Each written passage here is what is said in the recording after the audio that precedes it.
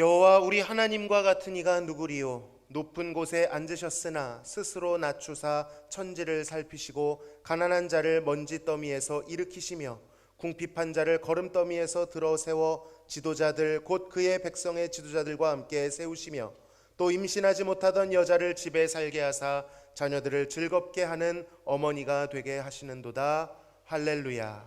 아멘. 하나님 감사합니다. 죄로 인하여 죽었던 우리들, 하나님에 대하여 무능한 저희들을 먼저 찾아오시고 사랑하시고 의롭다 하여 주시어서 하나님께 예배하는 자로 불러주시니 감사합니다. 우리는 할 수 없지만 하나님은 하실 수 있음을 믿고 언약을 의지하여 나아가오니 이 예배가 하나님께 받음직한 예배 되어지도록 역사하여 주옵소서. 이 모양 저 모양으로 살다 왔을지라도 복음으로 하나 되고 성령으로 하나 되어 세상을 살아갈 새 힘을 얻고 순종의 힘을 얻을 수 있도록 예배의 시종을 주관하여 주시기를 원하오며 예수님의 이름으로 기도하옵나이다. 아멘.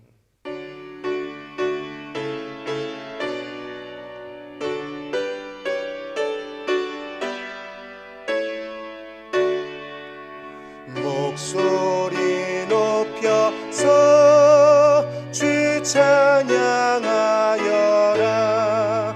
영광과 권세와 존귀와 위엄을 오늘이 다스리시는 만왕의 왕께 돌려라.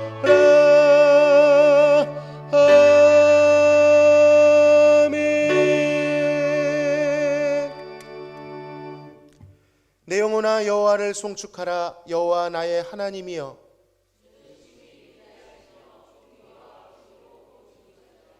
주께서 옷을 입음같이 빛을 입으시며 하늘을 휘장같이 치시며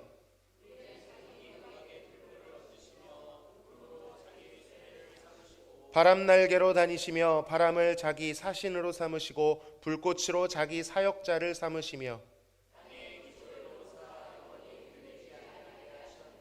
주께서 물의 경계를 정하여 넘치지 못하게 하시며 여호와께서 샘을 골짜기에서 솟아나게 하시고 산 사이에 흐르게 하사 공중의 새들도 그 가에서 깃들이며 그가 그의 누각에서부터 산에 물을 부어주시니 아멘.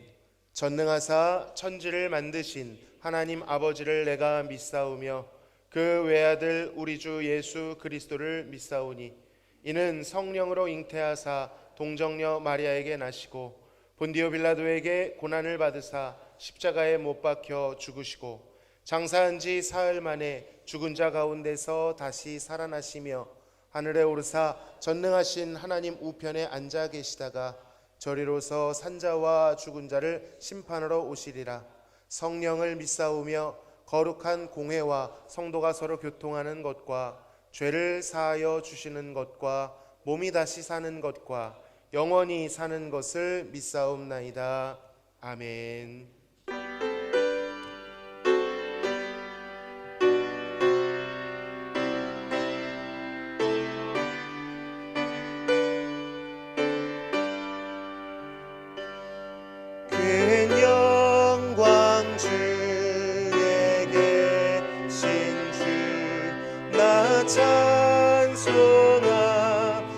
찬송합니다. 영원히 계신 주 이름 나 찬송합니다.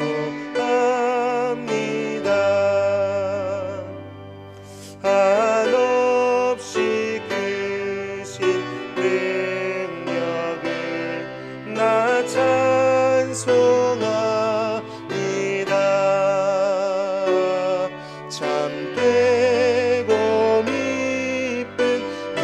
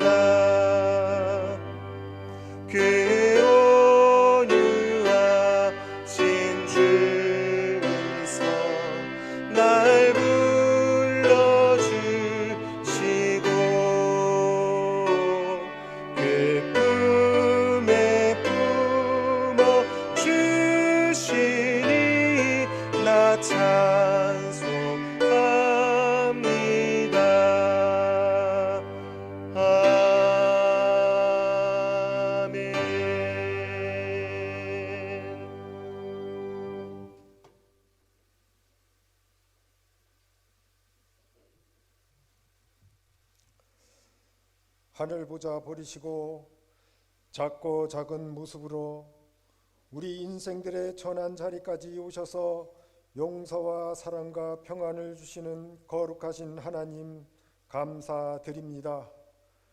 우리 모두는 감사할 일들과 말씀과 기도로 살아야 할 성도들이지만 우리 안에 제 습성으로 오늘도 우리 안에 바벨탑을 쌓아가는 우리의 허물을 십자가의 사랑의 능력으로 바벨탑을 허물고 말씀을 중심으로 거듭남의 성도의 삶이 대화교회의 현재와 미래의 비전으로 하나님께 영광 돌리는 대화교회가 되기를 원합니다. 오늘도 성도들을 예배의 자리로 인도하시는 하나님, 예배 가운데 하나님과 만나는 소통의 시간이 되기를 원합니다. 이제는 목장의 푸른 풀밭 쉴만한 물가가 되게 하옵소서. 목장의 새로운 만남과 교제의 생활로 머리 대신 주님의 기쁨이 되는 성도, 몸된 교회가 되기를 원합니다. 중고등부 수련회를 은혜 가운데 마치게 하심을 감사드립니다. 귀한 생명들을 가정을 통하여 선물로 보내주신 하나님, 건강하게 자라게 하옵소서. 자녀들을 키우는 부모와 교사들에게 지혜를 주시옵소서. 하나님의 사랑의 눈높이 교육으로 미래의 하나님 나라를 펼쳐갈 일꾼들로 자랄 수 있기를 인도하여 주시옵시기를 간절히 원합니다. 명절을 맞이하여 오고 가는 길을 안전케 하여 주시옵소서. 만남의 자리가 복음 전파의 뜻깊은 자리가 되기를 원합니다. 이 시간 목사님, 하나님 말씀 대언하실 때 말씀이 검이 되게 하셔서 부패되어가는 성도의 영적 삶을 도려내고 아멘으로 순종으로 은혜의 말씀이 이정표를 따라가는 우리 모든 성도들이 되기를 원합니다. 질병으로 고통받는 성도 있습니다. 우리의 연약함을 아시는 주님, 주님의 손으로 안수하여 주시옵소서. 치료의 주님으로 회복의 은혜를 주시옵소서. 건강할 때 건강을 지키는 지혜를 더하여 주시기를 원합니다. 예배를 돕는 손길, 제단 곳곳에서 자신을 희생하며 봉사하는 손길, 하나님 축복의 은혜를 주시옵소서. 이 모든 것을 거룩하신 예수님의 이름으로 간절히 기도드리옵나이다. 아멘.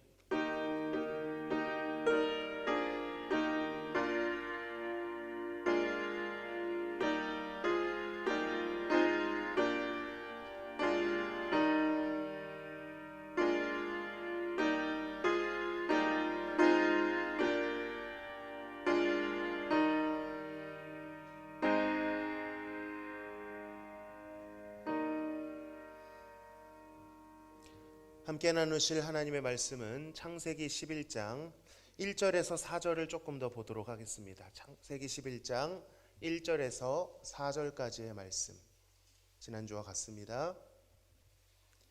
우리 다 함께 1절부터 4절까지 큰 소리로 봉독하시겠습니다. 온 땅의 언어가 하나요 말이 하나였더라.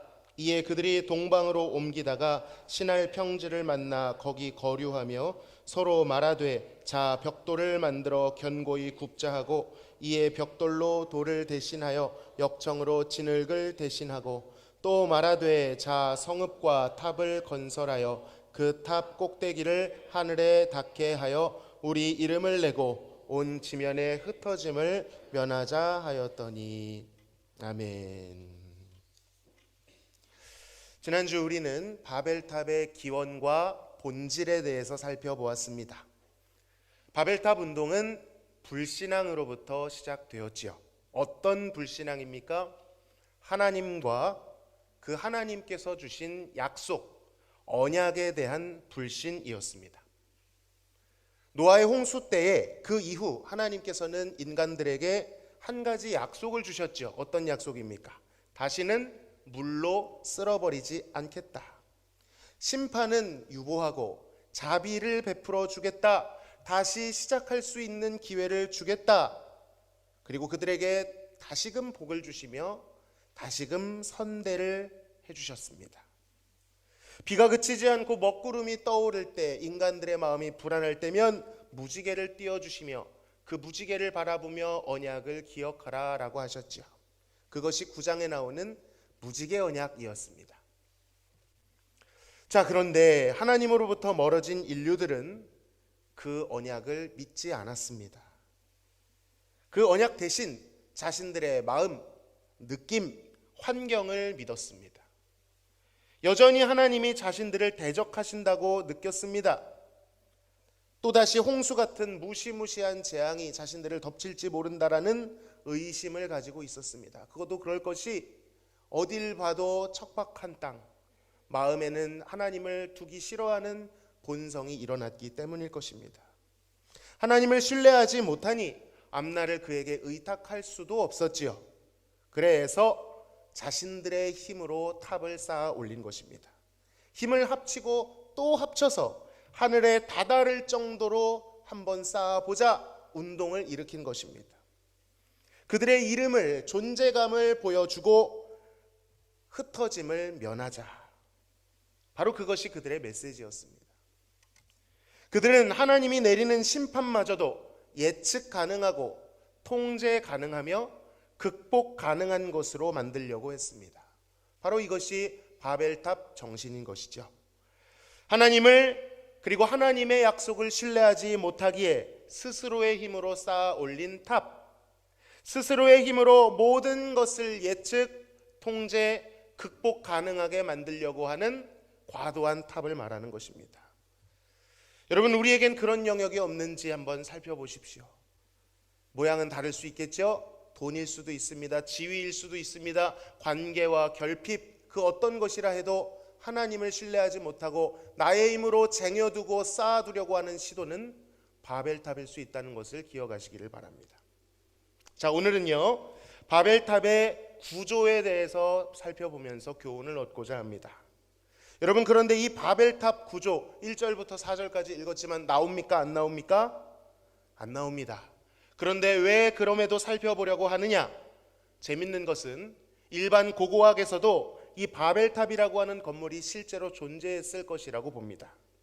그리고 그 근거는 창세기 11장에 묘사되어 있는 이 독특한 건축 양식, 돌 대신 벽돌, 진흙 대신 역청을 사용해서 유난히 높은 건물을 쌓아 올린 이 양식이 바로 이 신할 땅 바벨 지역을 중심으로 굉장히 많이 발견되었기 때문입니다.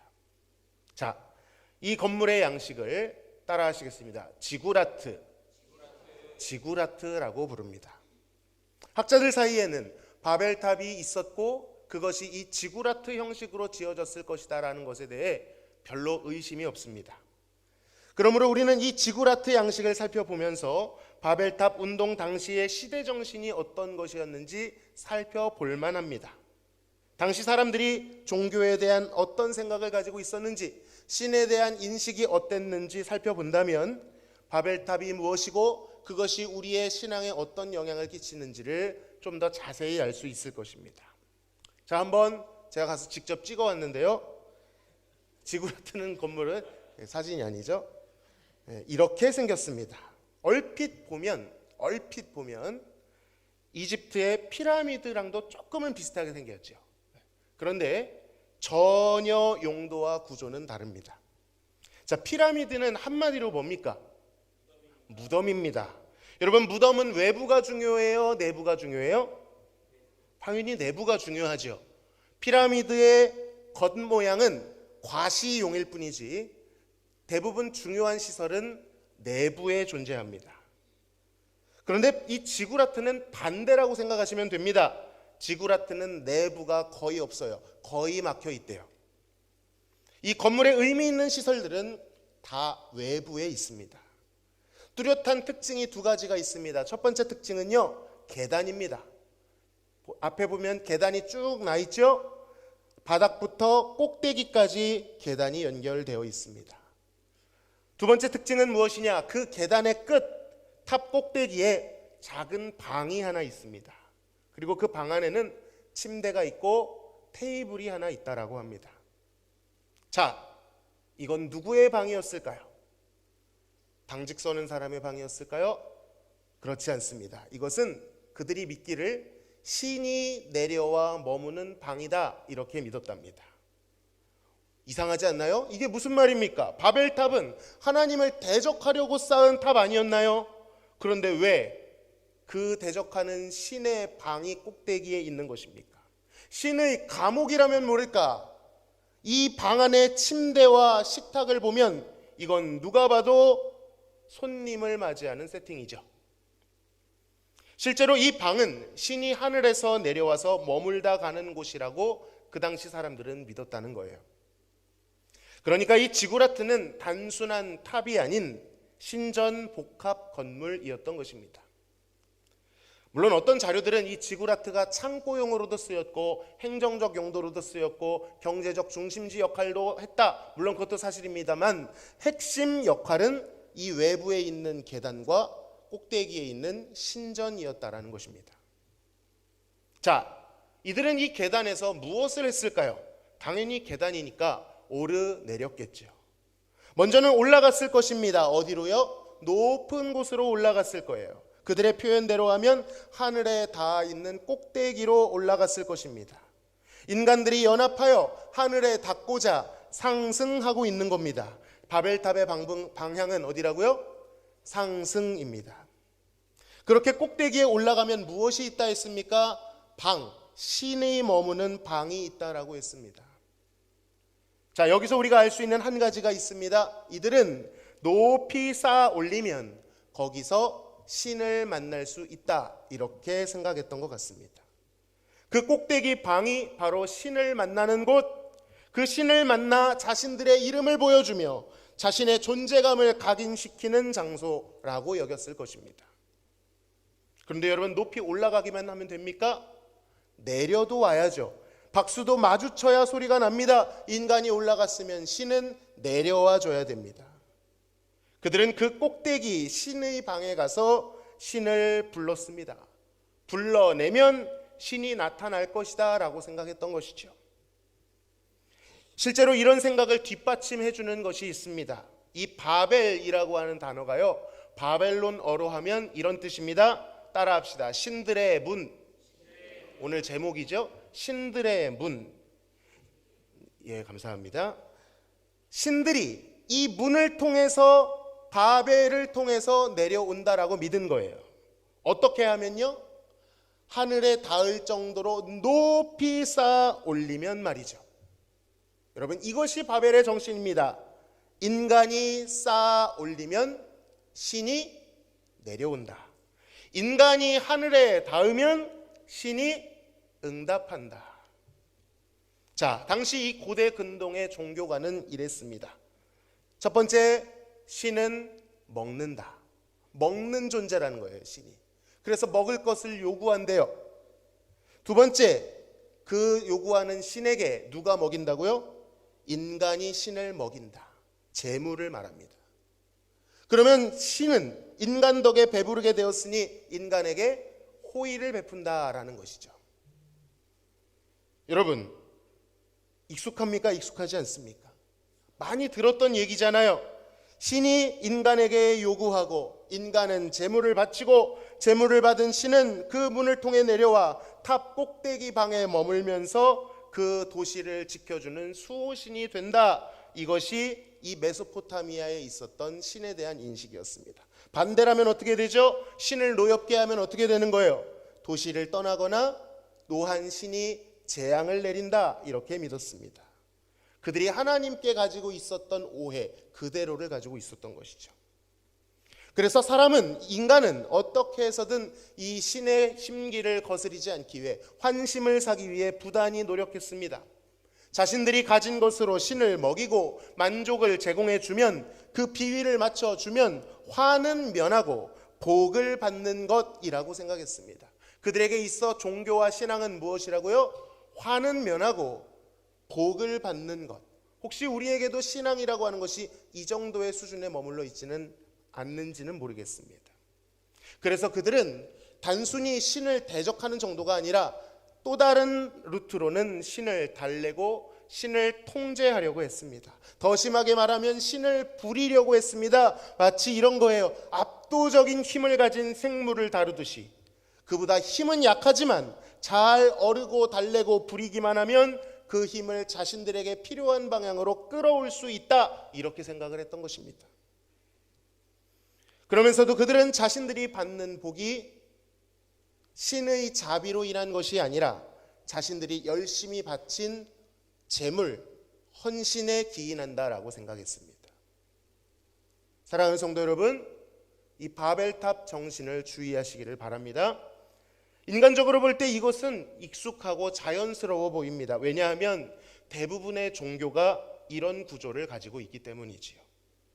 우리의 종교심을 자극하는 말이 하나 있죠. 지성이면 감천이다.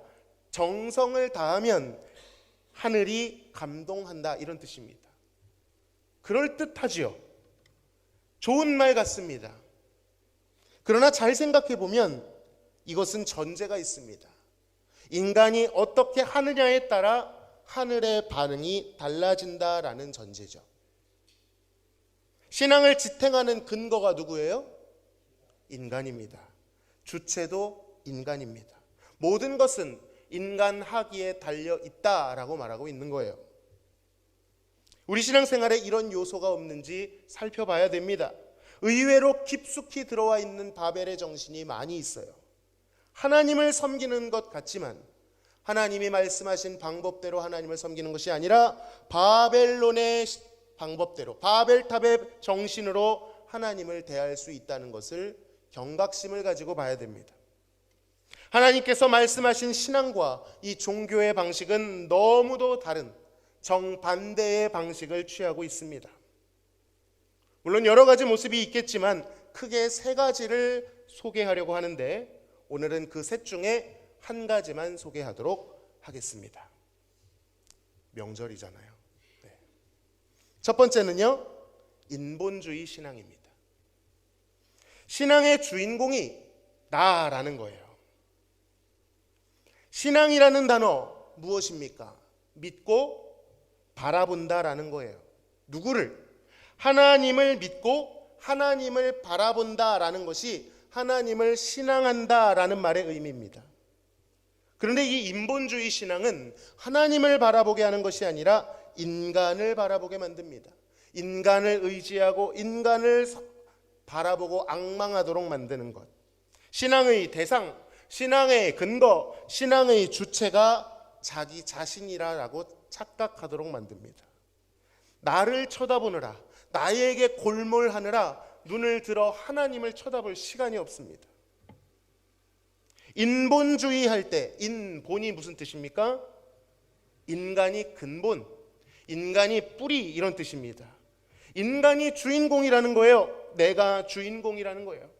내가 중요한 겁니다. 여러분, 이 자리 예배에 나오셨어요. 이 1시간 동안 무엇을 묵상하다 가십니까? 물론 우리가 하나님 앞에 설 수 없는 죄인이지요. 그렇기 때문에 나의 한 주의 죄를 살피고 하나님 앞에 회개할 필요가 당연히 있습니다만 그것만 하고 가는 경우가 있다는 거예요. 눈을 들어 하나님을 보고 하나님을 예배하고 가야 되는데 나를 쳐다보느라, 오로지 나에게 골몰하느라 하나님을 쳐다보지도 못하고 그 사랑과 말씀을 듣지도 못하고 내가 잘했느냐 못했느냐만 판단하다가 돌아가는 그런 경우들이 있다는 것입니다. 잘 생각해 보십시오. 신앙생활을 할 때 여러분이 느끼는 기쁨과 만족은 어디로부터 옵니까? 하나님 자체를 바라볼 때, 하나님 자체, 그분의 어떠하심을 통해 그 자체로부터 감동이 밀려옵니까? 아니면 신앙생활을 잘하고 있는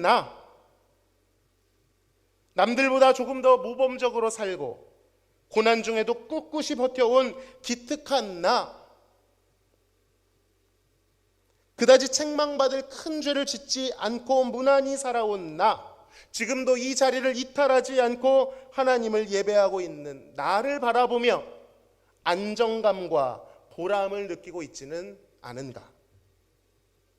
여러분, 이것을 쉽게 이해시켜 드리기 위해 몇 가지 예를 들어 보겠습니다. 종종 우리는 클래식 음악회를 가지요. 그들 중 일부는 정말 클래식 음악을 사랑해서 가는 고관심자들 혹은 전문가들이 있을 것입니다. 또 그들 중 일부는 지인이 연주를 해서 축하하러 가기도 할 것입니다. 음악을 정말 사랑해서 가는 사람 혹은 관계 때문에 가는 사람도 있을 거예요. 그런데 한 소비심리 연구에 따르면 이런 소수의 매니아층들이나 지인이 아닌 일반적인 사람들은 어떤 심리로 음악회에 가는지 아십니까? 바로 자신 때문입니다. 음악 때문이 아니라 자신 때문이라는 거예요. 이런 겁니다. 비싼 돈을 내고 이 품격 있는 자리에 앉아 여유롭고 고상하게 음악을 듣고 있는 나를 생각하며 심리적 우월감과 만족감을 느낀다는 거예요. 여러분, 음악회뿐만이 아닙니다. 이것을 좀 쉽게 이해해야 되기 때문에 몇 가지 예를 더 들어드릴게요. 카페를 가면 요즘 커피값이 장난이 아니죠. 저는 그 맛이 그 맛 같은데 잘 모르겠습니다. 특히 저희 이거 보진 않겠지만 별다방 어디입니까? 고소당할 수 있기 때문에 실명을 말하면 스타벅 이거 있어요. 스타벅 거기에서 아메리카노를 시키면 솔직히 저는 맛을 모르겠어요. 물론 우리 교회 오늘 2부 때 오시겠지만 문상준 집사님 커피를 굉장히 잘하십니다. 전문가들은 그 커피 자체를 음미하고 즐길 수 있습니다. 그러나 일반적으로 커피를 잘 모르면 큰 차이를 못 느껴요. 저에게 있어 커피는 쓴맛, 단맛, 신맛, 고소한 맛뿐입니다. 그중에 저는 우리 대화벅스, 우리 1층에 있는 교회 아메리카노 고소한 맛을 제일 좋아합니다. 너무 고소해요. 아마 많은 분들이 저와 같이 이렇게 한 3-4가지 맛으로만 구분을 하실 것입니다. 그런데도 특정 카페에 사람들이 많이 모이죠. 물론 맛집으로 소문나기도 했겠지만 딱히 그렇지 않아도 여기가 좋다 카더라라는 말에 의해 모인 사람들이 있습니다. 어떤 심리예요? 분위기를 소비하는 겁니다. 사람들이 좋아하고 사람들이 핫플이라고 말하는 그곳에 그 근사한 장소에 앉아있는 나, 거기를 가본 나에서 심리적 만족을 느끼는 겁니다. 더 쉬운 예를 들어 드릴게요. 자, 사진을 하나 보여주시죠. 여러분, 이게 뭡니까? 어떤 가방이죠? 예? 장바구니, 에코백이라 그러죠. 자, 그런데 여러분, 놀랍게도 이 두 사진은 같은 가방이 아닙니다. 오른쪽에 있는 것은요, 이케아에서 살 수 있는 1,000원짜리 그야말로 장바구니입니다. 근데 왼쪽에 있는 것은 저는 한 번도 입어본 적이 없는, 이것도 고소당했습니다, 명품 브랜드 발렌시아에서 나온 250만 원짜리 명품 가방이랍니다. 재질은 똑같은 비닐이에요. 여러분, 차이를 느끼시겠습니까? 그런데 놀랍게도 이 명품 브랜드에서 나온 가방은 완판되었답니다. 더 심한 것들을 보여드릴게요. 자, 여러분 잘 보이시나요? 이것도 발렌시아 명품 옷입니다. 이 옷의 이름은 디스트로이드 자켓. 디스트로이가 뭐예요? 파괴하다, 파괴된 자켓이래요. 다 난도질을 해놓은 거예요. 여러분, 이런 옷 갖고 싶으시면 저한테 아끼시는 옷이랑 가위 하나만 가져오시면 제가 멋있게 만들어 드리겠습니다. 여러분, 이 옷이, 이 난도질되어 있는 찢어진 옷이, 저도 안 가질 것 같은 이 옷이 135만 원이랍니다. 역시 완판되었대요. 저희 아내는 이런 거라도 좋으니까 발렌시아가 한번 입어봤으면 좋겠다고 어제 그러더라고요. 다시 말씀드립니다. 이 옷 가지고 싶으시면 가위랑 칼도 상관없습니다. 그리고 그 돈을 누구한테요? 하나님께 드리시기 바랍니다. 자, 사람들은 왜 저런 시장 바구니 같고 난도질되어 있는 옷을 샀을까요? 그 자체의 옷감이 좋아서입니까? 재질이 좋아서? 디자인이 예뻐서? 제가 볼 때는 이케아 가방이 더 예뻐 보입니다. 바로 그것을 얻고 그것을 차고 있는, 명품 브랜드를 들고 있는 자신에 대한 우월감과 만족감에서 효용성을 느끼는 것입니다. 음악이든 커피든 패션이든 그것이 무엇이든 그 자체를 누리는 것이 아니라 그것을 누리는 나에게 몰입하고 나에게서 만족감을 느끼는 것, 그것이 사람들의 심리 안에 있다는 겁니다. 여러분, 신앙에도 이런 것이 꽤 많이 있습니다. 지금 우리가 예배의 자리로 모여 있어요. 여러분은 예배하면서 무엇 위에 서 계십니까? 무엇을 딛고, 무엇을 의지하여, 무엇을 바라보고, 무엇에 감탄하며, 무엇에 만족하고 계십니까? 하나님을 딛고, 하나님을 의지하며, 하나님을 바라보고, 하나님으로부터 감격하며, 하나님으로 만족하고 계십니까? 하나님 그 자체를 바라보고 계시나요? 하나님의 영광, 그의 거룩하심, 그의 선하심, 그가 행하신 위대한 일들을 바라보고 들을 때 그 사실로부터 감동이 밀려오십니까? 그 놀라운 하나님을 보고 듣느라 온통 정신이 거기에 몰두되어 있으신가요? 여러분, 이게 어려운 얘기가 아닙니다. 논리적으로는요. 불꽃놀이를 하면 우리는 그 불꽃을 쳐다보느라 일단 차 아무데나 대놓고 하나라도 놓칠까 봐 그것을 바라봅니다. 가보진 않았지만 북유럽의 오로라나 북미의 나이아가라 같은 위대하고 장엄한 광경을 보면 그 광경에 푹 빠져 그것의 시선을 고정하게 됩니다. 하다못해 아이들도 재밌는 유튜브 영상 하나 보여주면 안 되는데 불러도 대답 안 할 정도로 거기에 몰입해서 온통 푹 빠져 있는 것을 보게 됩니다.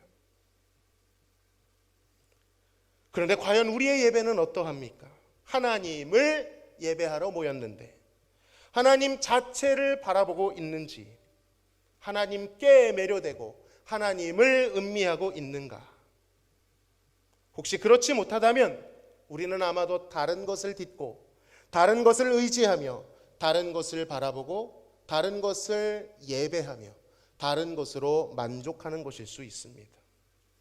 하나님 자체를 누리는 것에 무능하고 빈약하니 다른 것으로 대체하며 스스로 만족하다 속이고 있는 것입니다. 이런 경우 가장 쉽게 대체되는 것이 바로 나 자신입니다.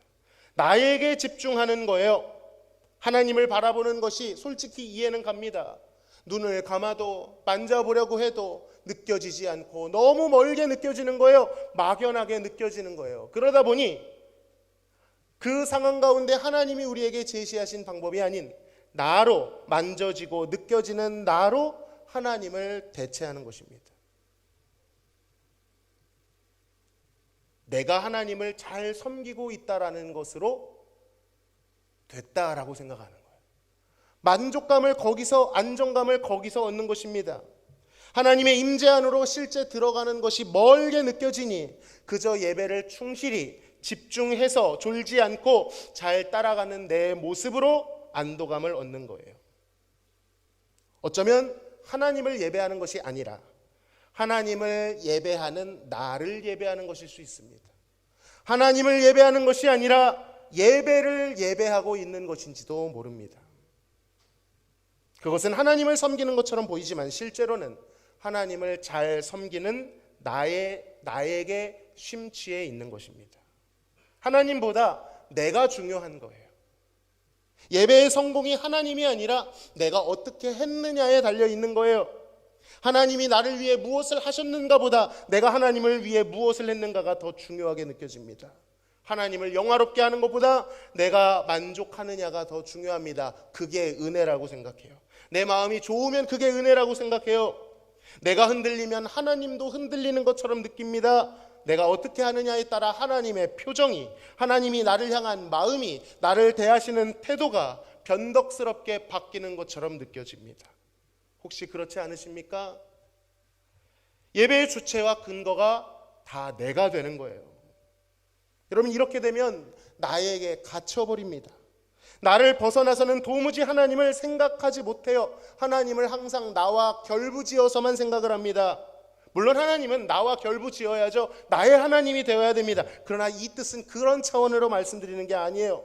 언제나 나의 하나님, 나 중심의 하나님, 내가 느끼는 하나님만을 인식합니다. 하나님의 뜻은 내 뜻과 통할 때만 의미가 있어요. 하나님의 말씀보다 내 판단, 내 느낌, 내 선호, 내 기분이 기준이 됩니다. 하나님은 나에게 유익한 정도에서 그 선에서 같이 있는 분이시고 내 뜻과 충돌하는 순간 우리는 들어도 듣지 못한 척, 깨달아도 깨닫지 못한 척 마음을 속이며 하나님을 사랑의 하나님이 아닌 불편한 간섭자로 여깁니다. 물론 나라는 존재는 중요하지요. 인간은 존귀합니다. 여러분, 이 말이 틀렸습니까? 아니요. 성경도 인간이 존귀하다라고 말해요. 문제는 그 존귀함이 어디로부터 오는 것이냐라는 거예요. 인본주의는요, 그 근거를 인간 스스로에게서 찾습니다. 그러나 성경은 인간이 존귀한 근거를 어디에서 찾아요? 인간이 잘나서가 아니라 그가 하나님의 형상으로 하나님께로부터 지음을 받았기 때문이라고 말합니다. 존귀함의 근거를 하나님 안에서, 하나님과의 바른 관계 안에서 찾는 것이죠. 자, 그런데 어떻게 되었습니까? 인간은 어떤 처지가 되었습니까? 죄로 인하여 하나님과 단절되었습니다. 여러분이 하나님과 연결되려고 할 때 그것이 막연하고 무능하게 느껴지는 이유, 저도 이해가 갑니다. 저도 그것을 겪어요. 죄로 인하여 관계가 파괴되었고 그 영광을 알 수 없는 영광에서 탈락된 자들이 되었습니다. 하나님을 떠난 인간은 더 이상 고유의 존귀함을 가질 수가 없어요. 존귀하지 않습니다. 스스로를 존귀하게 할 수도 없고 스스로를 구원할 힘도 없습니다. 스스로 존귀해 보려고 하지만 그것은 교만이라는 이름으로 변색되었습니다. 하나님과 단절된 인간은 비참할 뿐이에요. 여러분, 이거 동의 안 하시나요? 삶을 돌아보십시오. 인생을 돌아보십시오. 여러분의 인생이 그렇다는 것이 아니라 가난한 자뿐만 아니라 부자도 비참합니다. 병든 자뿐만 아니라 건강한 자도 비참합니다. 모든 인생이 하나님 없이는 비참하다는 거예요. 그런데도 인본신앙은 인간을 눈멀게 만들고 마음을 무감각하게 만들어 대책 없이 나에게 집착하도록 만듭니다. 애착하도록 만들어요. 내가 무너지지 않아야 된다라고 하나님 앞에서 힘을 주고 버팅기게 만들어요. 내가 무너지면 끝이야. 견고하게 탑을 더 쌓아 올리라고 말합니다. 이름을 내고 흩어지지 않게 더 힘을 모으라고 말합니다. 그렇게 쌓아 올린 인본주의 탑은 하나님의 영광이 아닌 나의 이름을 내도록 만들죠. 나의 행복, 나의 만족, 나의 생존, 나의 유익, 나의 욕심, 나의 배, 그것이 하나님이 됩니다. 내가 주인공이 된 인본주의 신앙을 주의하시기를 바랍니다. 자, 그렇다면 이 바벨의 정신, 그 중에서도 인본주의로부터 벗어나려면 어떻게 해야 될까요? 온통 나에게 함몰되고 집중된 나를 향한 사랑, 왜곡된 집착으로부터 어떻게 우리는 탈출할 수 있는 것입니까? 말 그대로 인본이 아니라 신본으로 나아가야 될 줄로 믿습니다. 내가 아니라 하나님이 뿌리가 되고 하나님이 근본이 되는 신앙을 붙들어야 되는 것이죠. 아이, 목사님, 누가 그걸 모릅니까? 왜 이렇게 싱거운 답을 내어놓으세요? 정답이야, 쉽지요. 그런데 보이지 않는 하나님을 내 중심으로, 내 근본으로 삼는 것이 어떻게 하는지를 모르겠다니까요. 아무리 노력해도 안 된다니까요. 느껴지지 않는 걸 어떡합니까? 여러분, 솔직한 고백입니다. 우리 모두가 그렇습니다. 우리가 모두가 느끼는 저항과 공허함입니다. 그렇지요. 하늘에 계신 그 하나님을 우리가 아무리 탑을 쌓아 올린다 한들 어찌 하나님께 닿을 수 있겠습니까? 여러분, 그래서 우리가 하나님께 쌓아 올리는 방법이 아니라, 상승의 방법이 아니라 하나님이 보내주신 방법을 붙들어야 되는 줄로 믿습니다. 하나님도 우리의 이 무능함을 아세요. 그래서 보내주신 것이 있다는 거예요. 바로 그것이 언약이라고 하는 것입니다. 약속이라고 하는 거예요. 하나님께서 그 약속을 우리에게 내려주셨습니다. 우리가 하나님께 도달할 수 없으니 하나님이 내려오셨어요.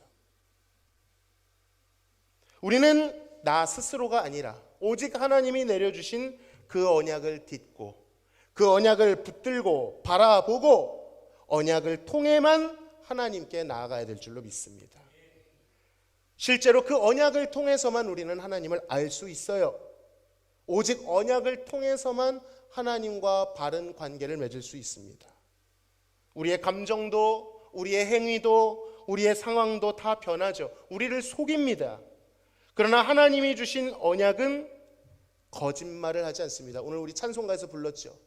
참되고 미쁘신 주 언약. 미쁘다는 게 뭐예요? 믿을만 하다라는 겁니다. 하나님의 언약은 거짓말을 하지 않습니다. 참되고 미쁜 언약인 줄로 믿습니다. 의외로 성경 자체가 이것을 대놓고 말하고 있어요. 구약, 무슨 뜻이죠? 옛날 약속, 언약. 신약, 뭡니까? 새로운 약속. 성경 자체가 약속이다라고 큰 소리로 외치고 있는데 우리는 그 약속에 대해 무관심하고 그것을 의지하는 것이 아니라 여전히 종교의 방법으로 나의 힘으로 하나님께 도달하려고 하고 있다는 것입니다. 여전히 나를 붙들고 하나님을 상대하려고 하고 있다는 거예요. 이런 말씀이 전해지면 더 열심히 노력해야겠다. 이것이 정답이 되어버렸습니다. 여러분, 좋습니다만 어떻게, 어디에 힘을 줘야, 어떤 방법으로 해야 하나님을 만날 수 있는 것입니까? 우리는 할 수 없다는 거예요. 그러니까 이런 말씀이 들릴 때는 어떻게 해야 되는 거예요? 내가 나의 힘으로 열심히 해야겠다가 아니라, 막연히 열심히 해야겠다는 것이 아니라 하나님이 우리에게 주신 정확한 내용의 언약을 찾아 나가야 될 줄로 믿습니다. 언약이 아닌 여전히 나를 붙들고 하나님을 상대하려고 하면 비참만 더해질 거예요. 없습니다. 그런 방법은. 아무리 진심이어도, 열심이어도, 아무리 도덕적이고 윤리적이어도 안 돼요. 울어도 안 되고, 자신을 쳐도 안 되고, 옷을 찢어도 안 됩니다. 아무리 하늘에 닿는 탑에 쌓아 올려 이름을 내면서 내가 일주일 동안 이렇게 열심히 살았습니다. 나 이용선 여기 왔사오니 문을 열어주세요 외친다고 해도 신은 임하지 않습니다. 열왕기하 18장에 보면 바알과 아세라 선지자 850명이 광란의 춤을 추며 자해를 하며, 가장 극단적인 행위죠. 자해를 하며 신을 불러대도 신은 응답하지 않았어요. 내려오지 않습니다. 그러나 단신이었던 엘리야 선지자가 어떻게 했습니까? 언약의 12돌을 세우고 언약을 상기하며 언약의 하나님을 불렀더니 하나님께서 그 언약을 보시고 임재해 주신 줄로 믿습니다. 여러분, 그렇다면 그 언약이 무엇입니까? 성경에 무수한 언약이 나옵니다. 우리는 벌써 몇 가지 언약을 살펴보았고 성경을 살펴보는 가운데 계속되는 언약이 나올 거예요. 그 안에 그림자와 같고 조각 같은 하나님이 주신 복선들이 있을 것입니다. 그러나 그것을 다 합쳐도 뭐니 해도 이 언약이 실제로 말하고자 하는 그 언약의 정점, 그것은 무엇이죠? 바로 하나님의 복음인 줄로 믿습니다. 하나님이 세상을 이처럼 사랑하사 귀한 독생자 예수를 보내주셨다는 복음. 우리가 경건하지 못할 때, 우리가 죄인 되었을 때 예수의 그 귀한 피와 희생으로 우리에게 사랑을 부어주셨다는 복음. 독생자라도 아끼지 아니하고 내어주어 우리의 그 더러운 죄를 담당해 주셨다는 이 복음, 그것이 우리에게 궁극적으로 주신 약속인 줄로 믿습니다. 땅에서 쌓아 올린 상승이 아니라 하늘에서부터 땅으로 스스로를 낮추고 비우고 무너뜨려 찾아오신 이 복음을 우리의 마음에 담고 알아가고 믿을 때 거기에서 하나님을 배울 수 있는 것입니다. 그러므로 우리 이름을 내자고 아우성치지 마시고 오직 죄인 오라 하실 때에 죄인의 이름표를 달고 언약 앞으로 두 손 들고 나아가시기를 바랍니다. 그곳에서 누구를 만날 수 있지요? 우리 죄인의 이름표를 대신 달고 죽어주신 예수님, 그를 보내신 아버지의 마음을 만날 수 있을 것입니다. 여러분의 느낌이 하나님에 대한 감정을 만들어내지 않아요. 하나님의 표정은 오직 십자가 앞에서만 나타납니다. 십자가를 보면 아들 예수가 거기서 죽은 그 사건을 보면 하나님이 우리를 어떻게 생각하는지를 알 수 있습니다. 여러분, 흩어질 것을 두려워하지 말고 흩어지십시오. 여러분을 무너뜨리십시오. 내가 의지했던 나의 바벨탑을 무너뜨리는 겁니다. 하나님, 나로는 안 됩니다. 주님, 나는 죄인입니다. 주님의 자비가 아니면 도무지 저는 설 수 없고 갈 곳조차 없습니다. 이것이 이 예배당에 앉아 처음 드리는 예배자의 기도가 되어야 될 줄로 믿습니다. 느껴지지 않고 만져지지 않는다고 그렇다고 해서 대체하지 마십시오. 텅 비었으면 텅 빈 마음 그대로, 가난하고 헐벗고 주리고 아프고 피나고 더럽고 냄새나는 그 모습 그대로, 자격 없는 모습 그대로 하나님께 구하시기를 바랍니다. 이럴 때 쓰라고 구하라고 하신 거예요. 누가 구할 수 있습니까? 없는 자가 구할 수 있는 거예요, 여러분. 가난한 자가 구할 수 있는 거예요. 여러분 마음에 하나님께 대한 텅 비고 공허한 마음이 있습니까? 여러분 스스로를 정죄하지 말고 그것이 가난한 마음이기에, 하나님이 느껴지지 않아 상한 마음, 그 마음으로 하나님을 구하시라는 거예요. 그것이 하나님이 찾으시는 예배입니다. 번지르한 번제보다, 무수한 재물보다 드릴 것이 없어 하나님이 주신 것 외에는 의지할 수 없는 그 가난한 마음을 주님은 찾는다는 거예요. 나의 가난함 위에 하나님의 부요함을 부어주십시오. 부요함을 흉내내는 삶이 아니라 하나님의 것으로 채워주십시오. 내 비천함 위에 하나님의 존귀함을 부어주십시오. 나의 이 지독한 어둠과 죄 위에 하나님의 빛, 영광을 비춰주십시오. 나의 바벨탑이 무너진 이 자리에 그리스도의 십자가를 세워주십시오. 우리가 이제 야곱에 대해 살펴보면 사닥다리가 나옵니다. 하늘과 땅을 연결하는 유일한 사닥다리, 바로 십자가인 줄로 믿습니다. 말씀을 맺겠습니다. 사랑하는 성도 여러분, 하나님은 상하고 찢긴 심령을 찾으십니다. 자신 스스로는 도무지 하나님을 배울 수 없어 마음이 상해 있는 자들, 곤고한 자들을 찾으십니다. 시편 34편에 그 하나님의 선하심이 모든 곤고한 자들에게 기쁜 소식이 될 것이라고 했어요. 내 이름이 무너지고 내 공로가 흩어진 그 자리에 소망이 부어질 거예요. 부여잡고 힘주고 있는 자들은 알 수 없을 것입니다. 자기를 부인할 때, 나로는 안 된다는 것을 고백하고 겸손히 하나님의 자비만을, 구원만을 구할 때 그곳에서 하나님의 사랑을 알게 될 것입니다. 사랑할 구석이 하나도 없는 모습이라고 해도 바로 그 순간 나를 사랑하셨다는 것을 경건치 못하고 우리가 죄인 되었을 때 나를 사랑했다라는 것을 그 자리에서 알게 될 것입니다. 그리고 여러분, 놀라운 것은 그 사랑을 알게 되는 순간, 그 사랑을 믿게 될 때, 그 사랑을 느끼게 될 때 우리 안에서도, 그 척박하고 메마르고 갈라진 우리의 마음에서도 사랑의 샘물이 싹트기 시작할 것입니다. 사랑하게 되면 어떻게 되는지 아십니까? 사랑하는 자는 내가 중요하지 않아집니다. 사랑해 보셨잖아요. 사랑하면 내가 중요해집니까? 나를 잊게 됩니까? 나를 잊어버려요. 사랑에 빠지면 나의 존재감은 희미해집니다. 자아에 대한 이 집착으로부터 벗어날 수 있는 유일한 길, 하나님의 사랑을 알고 그 사랑으로 인해 하나님을, 그리스도를 사랑하게 될 때만 우리에 대한 우상 숭배를 그치고 하나님을 바라보고 믿을 수 있게 되는 줄로 믿습니다. 그렇게 스스로 쌓아 올린 바벨탑을 무너뜨려 달라고 기도하시기를 바랍니다. 하늘에 닿으려고, 하나님의 환심을 사려고 눈치 보며 두려움 가운데 탑을 쌓아 올리는 신앙이 아니라, 우리 아무 공로 없지만 하늘에서 땅으로 내려오신 그리스도로 말미암아 세상이 줄 수 없는 참된 안식과 평안을 누리는 귀한 한 주 되시기를 간절히 소원합니다. 하나님 아버지, 감사합니다.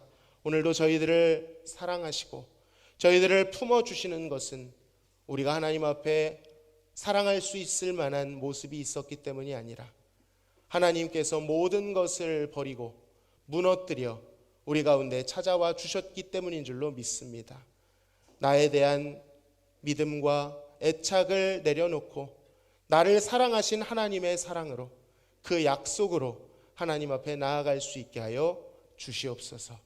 하나님, 이 자리에 앉아 있으면서 하나님을 바라보지 못하고 나를 바라보는 우리의 어쩔 수 없는 이 죄성을 용서하시고 성령이 역사하여 주시어서 십자가의 복음이 깨달아지고 그것을 힘써 의지함으로 하나님의 마음과 사랑을 깊이 체험하여 우리도 주님을 사랑하고 온전히 알아갈 수 있도록 인도하여 주시옵소서. 감사하며 예수님의 이름으로 기도하옵나이다. 아멘.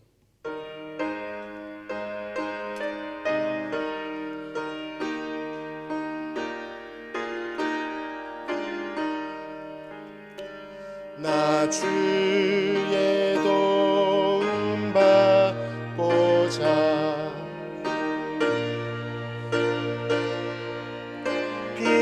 빕니다. 그 구원 허락하시사 날 받아주소서. 내 모습이 대로 주 받아주소서. 날 위해 돌아가신 주 날 받아주소서. 큰 죄에 빠져 영주는 날 위해 피 흘렸으니 주 영상대로 빛으사 날 받아주소서. 내 모습이 대로 주 받아주소서.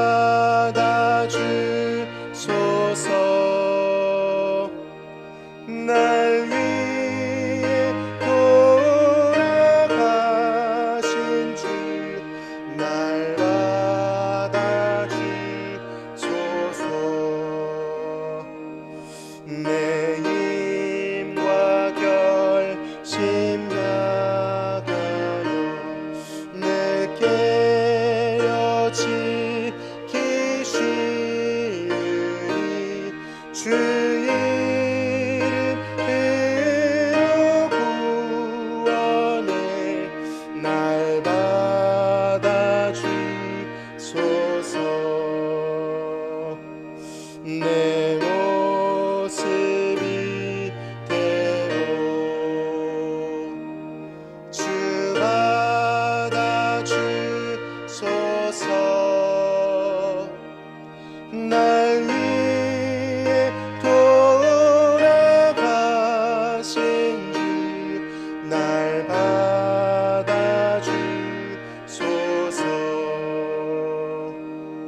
내 주님 서신 발 앞에 나 꿇어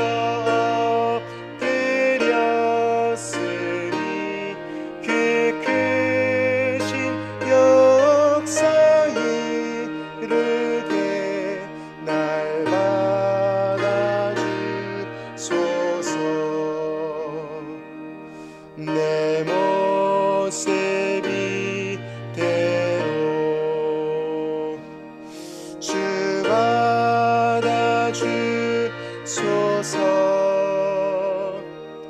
날 위해 돌아가신 주 날 받아주소서.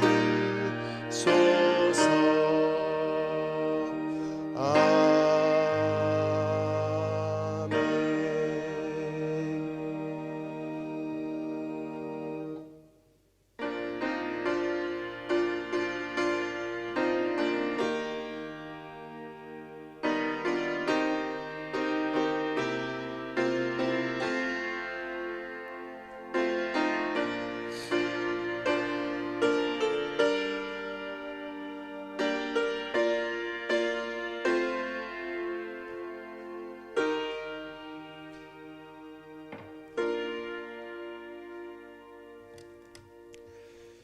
감사의 물을 하나님께 올려드립니다. 남은봉 전도사님 가정에서 평안케 하심을 감사합니다. 임진국 장로님, 송영미 권사님, 가정과 좋은 장호 사업장에 함께 하심에 감사합니다.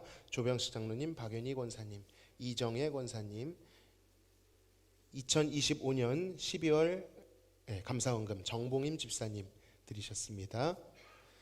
가족들의 건강 지켜주신 감사드립니다. 김덕준 집사님, 정순자 권사님, 범사에 함께 하심을 감사합니다. 천상호 집사님, 최혜영 권사님, 우리 가정의 주인 되시는 주님들 감사함으로 섬기며 찬양과 영광 돌리는 가정 되게 하소서. 이기선 집사님, 배원자 집사님, 온 가족의 건강함과 믿음의 가정 되게 하옵소서.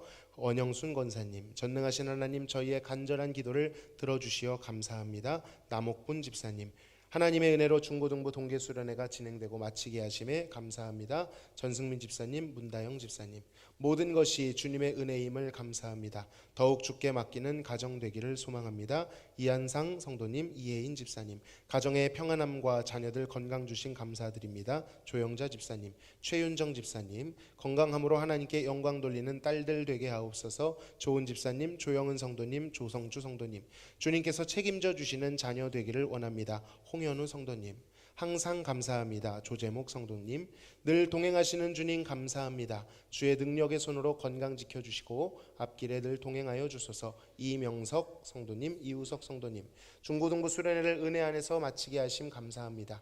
모든 아이들의 사랑으로 오신 주님을 만나고 사랑을 전하는 삶을 살게 해주세요. 이우석 성도님, 가정에 부어주시는 은혜와 사랑에 감사드립니다. 무명으로 감사합니다. 한없는 은혜에 감사합니다. 무명으로 하나님께 드리셨습니다. 11조 예물을 하나님께 드립니다. 임진국 장로님, 송영미 권사님, 이한상 성도님, 이혜인 집사님, 선교헌금, 구제헌금, 주정헌금을 하나님께 드립니다. 하나님 감사합니다. 저희들의 호흡과 발걸음과 필요에 따라 하나님의 좋은 양식으로 공급하여 주심에 감사를 드립니다.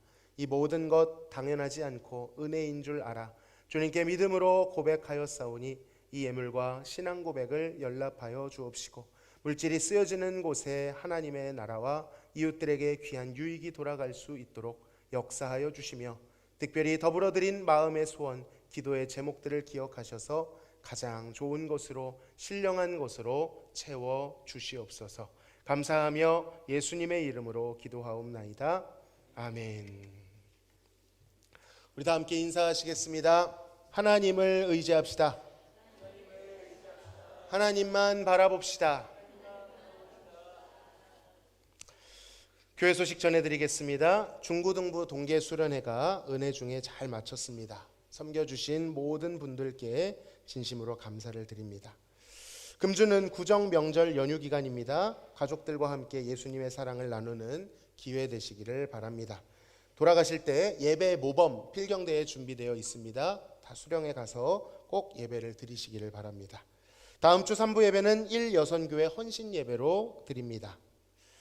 다음 주부터 학습 세례, 유아 세례 교육이 4주 동안 진행이 됩니다. 조금 충분히 교육을 받는 것으로 넉넉하게 잡았습니다. 대상자분들께는 연락을 전도사님께서 드렸을 텐데 별도로 광고 드리도록 하겠습니다. 3월부터 춘계 대신방이 있습니다. 목장장 권찰님들께서는 시기는 여론을 들어보니까 시기는 교회에서 정하는 것으로 그렇게 하고요. 일단 가정별로 할지 교회에서 할지 여부만 말씀해 주시면 저희가 대략적인 플랜을 짜서 공유해 드리도록 하겠습니다. 2026년 교회 유람이 발행되었습니다. 교회 일정, 조직, 연락망 참고에만 용으로만 사용해 주시고 외부 반입되지 않도록 해주시기를 바랍니다. 돌아가실 때 요람을 하나씩 꼭 수령해서 가시기를 바랍니다. 기간별 청원기도 수예배 특송 예고되어 있습니다. 모임 광고 다음 주 2부 예배 후에 선교회 원래로 모이고요. 금주 토요일에 마하나임 찬양 집회가 있습니다. 지난주 새 등록하신 성도님이 계십니다. 조현숙 집사님이시고요. 한경옥 권사님께서 인도하셨습니다. 법동에 거주하고 계시고 6여선교회입니다. 잘 적응하실 수 있도록 기도해 주시기를 바랍니다. 이상 교회 소식 전해드렸습니다.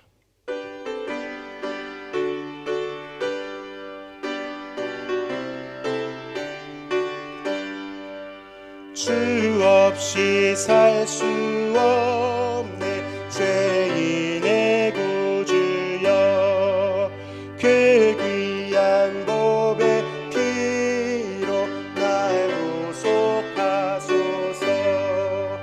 구주의 사랑으로 흘리신 보혈이 내 소망 나의 위로 내 영광 돼. 4절 찬송하시겠습니다. 주 없이 살 수 없네. 세월이 흐르고 이 깊은 고독 속에 내 생명 끝나고 사나운 풍랑일 때 날 지켜주시니 내 곁에 계신 주님 늘 힘이 됩니다.